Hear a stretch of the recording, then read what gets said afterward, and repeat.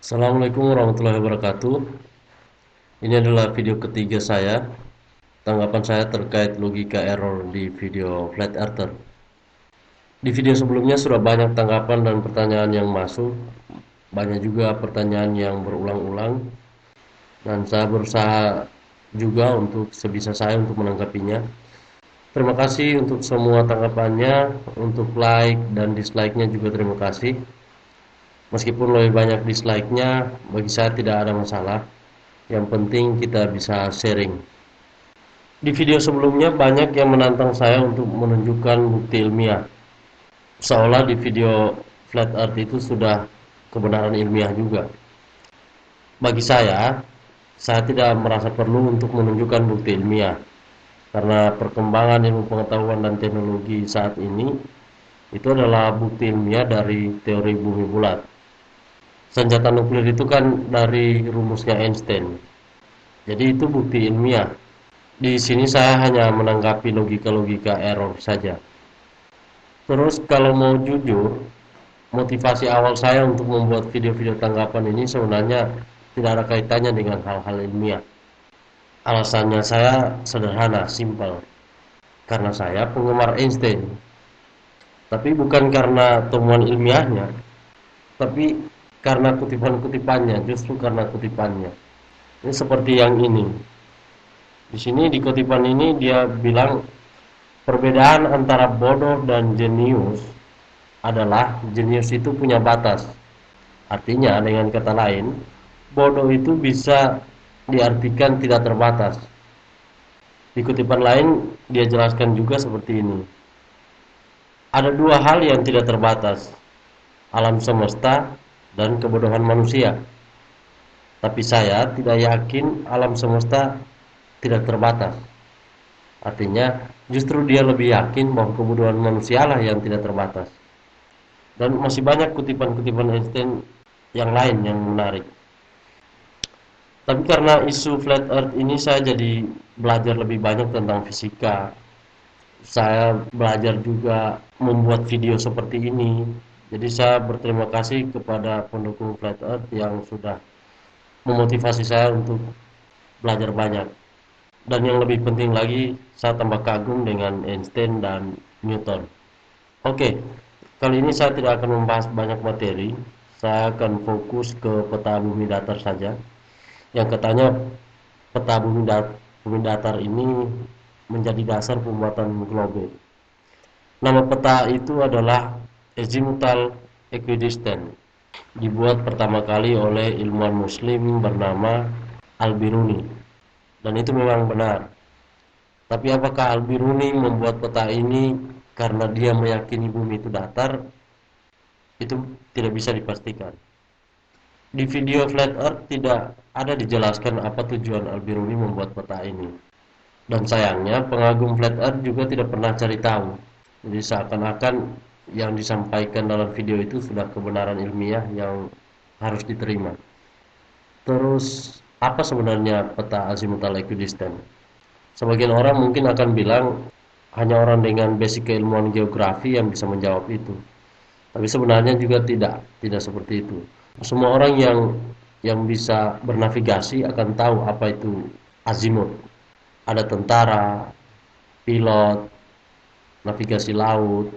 Bahkan kalau kalian pernah bergabung dalam komunitas pecinta alam, Sispala atau Mapala, pasti tidak asing dengan istilah azimut dan back azimut. Ini istilah yang sangat populer dalam materi navigasi. Di navigasi dasar sekalipun, istilah ini sudah diperkenalkan. Azimut artinya sudut arah kompas, sementara back azimut itu sudut arah sebaliknya. Jadi kalau azimutnya 270 derajat, untuk mencari back azimutnya kurangi 180. Jadinya 90 derajat. Terus kalau azimutnya 40 derajat, untuk cari back azimutnya tambahkan 180. Jadi 220 derajat. Itu sudah dihafal di luar kepala. Bagi mereka yang sudah belajar dasar navigasi, mereka sudah hafal itu di luar kepala. Tapi dengan catatan pengukurannya harus dari pusat, dari tengah. Terus bagaimana dengan equidistant? Kalau azimut tadi kan artinya arah kompas. Nah, kalau equidistant itu istilah untuk jarak. Kayak seperti ini. Jadi baik jarak maupun arah kompas, pengukurannya itu dari pusat peta. Peta azimutal equidistant itu dibuat untuk melihat sudut arah dan jarak sebuah wilayah dari pusat petanya.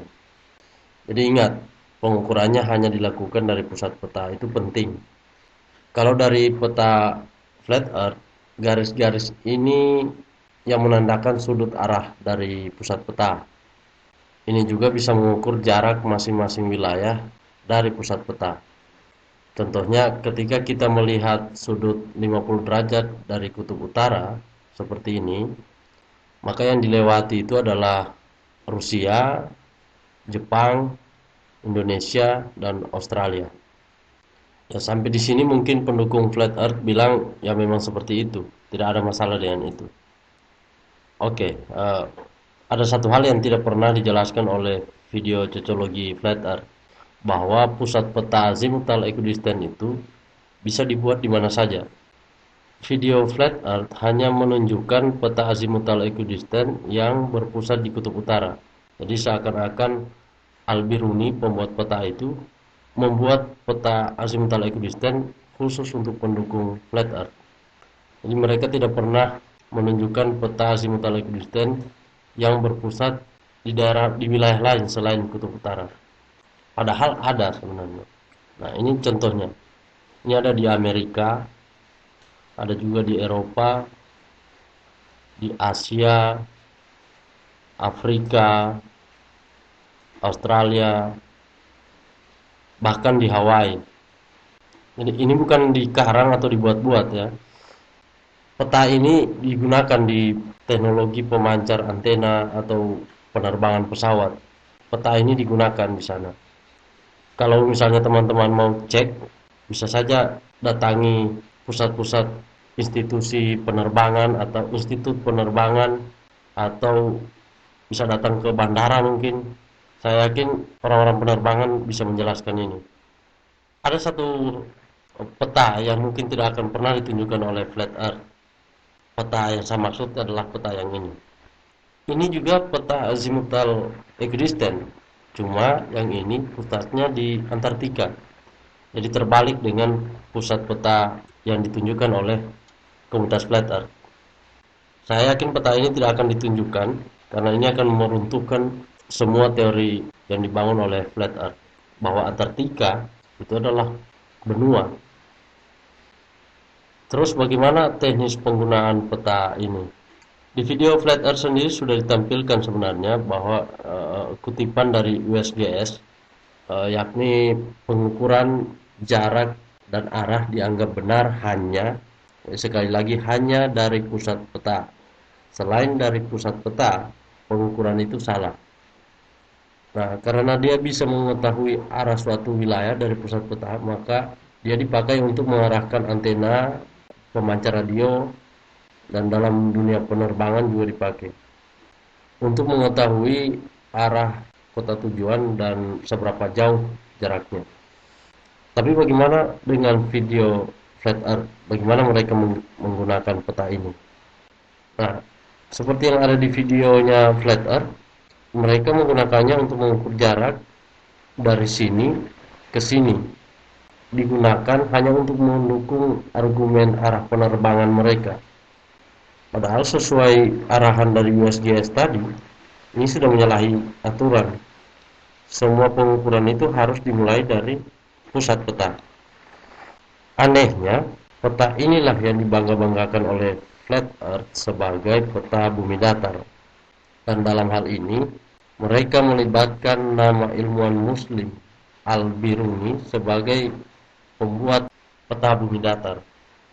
Ya, sayangnya para pengikut flat earth percaya begitu saja, seolah-olah video cocologi itu sudah kebenaran mutlak yang harus dipercaya. Ini menurut saya fenomena yang luar biasa, bahwa kita begitu mudah berpihak. Lucunya lagi, kebanyakan yang berpihak itu adalah mereka yang terdidik. Di video sebelumnya saya bahkan sharing dengan mahasiswa fisika. Dia sebenarnya jurusan fisika. tapi pendukung flat earth.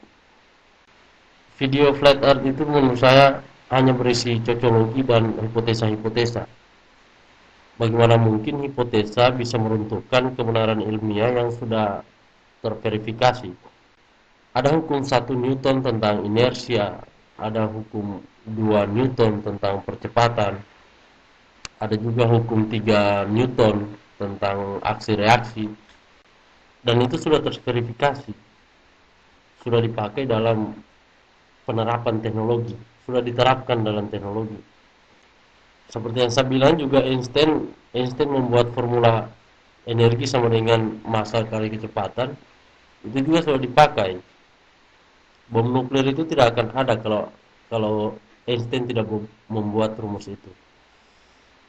Tapi di video cocologi flat earth, Einstein dengan Newton itu disebut sebagai seorang pembohong dan pembual. Saya jadi sedikit paham kenapa orang Indonesia gampang sekali direkrut oleh kaum-kaum ekstremis yang mengatasnamakan agama. Mungkin karena yang begini ini begitu cepat percaya sebuah informasi tanpa mengecek. Dalam video sebelumnya saya bahkan dituduh sebagai pengikut Dajjal. Jadi bagi teman-teman yang ingin memberi komentar dan percaya bumi bulat, ya, siap-siap saja divonis sebagai pengikut Dajjal. Dalam komentar di video YouTube saya sebelumnya, ada yang mengutip ayat Al-Quran untuk membela argumen mereka. Jadi seakan-akan mereka itu sudah paham betul tafsir Al-Quran, sudah jadi ahli tafsir. Saya bukan ahli tafsir, dan saya tidak akan membawa-bawa agama dalam perdebatan bumi bulat atau datar. Dalam Al-Quran sendiri, padahal sudah menganjurkan untuk cek dan recheck saat menerima sebuah informasi. Coba teman-teman cek di surat Al-Hujarat ayat 6. Di situ dikatakan kalau mendapatkan sebuah informasi itu harus dicek kebenarannya sebelum kita percaya.